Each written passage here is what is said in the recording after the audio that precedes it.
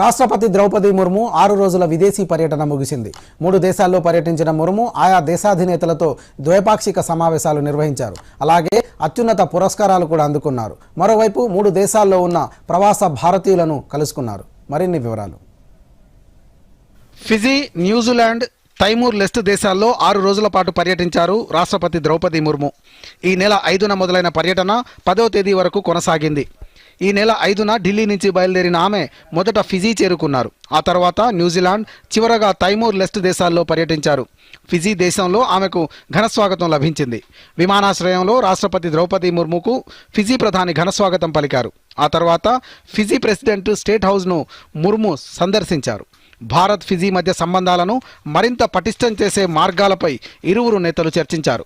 ఈ సందర్భంగా Pacific island దేశాలతో సంబంధాలు, అభివృద్ధి భాగస్వామ్యాన్ని బలోపేతం చేయడానికి భారత్ కట్టుబడి ఉందని, అందులో ఫిజీ ముఖ్యమైన భాగస్వామి అని రాష్ట్రపతి అన్నారు. ఆ తర్వాత ఫిజీ ప్రధానితోనూ ఆమె సమావేశమయ్యారు. ఇక రాష్ట్రపతికి ఆ దేశ అత్యున్నత పురస్కారమైన companion of the order of ఫిజీని అందజేశారు. ఆ తర్వాత ఆమె ఫిజీ పార్లమెంటును ఉద్దేశించి ప్రసంగించారు. భారత్ అన్ని వేళలా ఫిజీతో కలిసి నడవడానికి సిద్ధంగా ఉందని ఆమె ఫిజియన్ పార్లమెంటేరియన్లకు హామీ ఇచ్చారు. ఆ దేశంలో ఉన్న ప్రవాస భారతీయులను కలిశారు. అమరవీరులైన సైనికుల స్మారకార్థం సువాలోని జాతీయ యుద్ధ స్మారకాన్ని రాష్ట్రపతి సందర్శించారు. మహాత్మా గాంధీ మెమోరియల్ హై స్కూల్ను సందర్శించిన ఆమె మహాత్మా గాంధీ విగ్రహానికి పూలమాలలు వేసి నివాళులర్పించారు. ఫిజీ నుంచి నేరుగా న్యూజిలాండ్ వెళ్లారు రాష్ట్రపతి ద్రౌపది ముర్ము.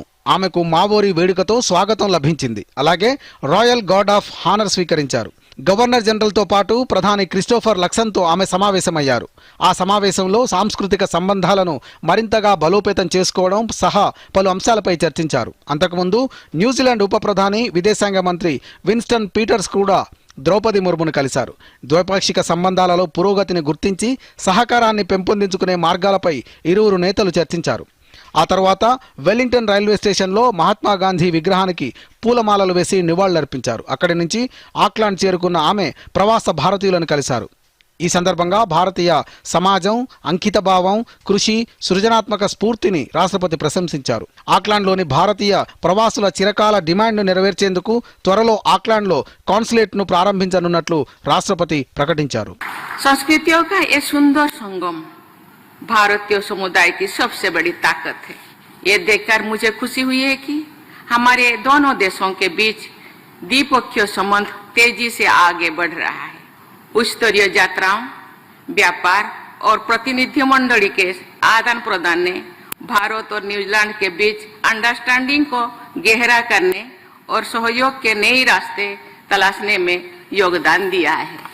मुझे ये घोषणा करते हुए खुशी हो रही है कि हम जल्द ही ऑकलैंड में एक कॉन्सुलेट खुलेंगे। ఇక చివరి పర్యటనలో భాగంగా తైమూర్ లెస్ట్ చేరుకున్నారు రాష్ట్రపతి ముర్ము. ఆమెకు తైమూర్ లెస్టే అధ్యక్షుడు జోస్ రామోస్ హోటా ఘనంగా స్వాగతం పలికారు.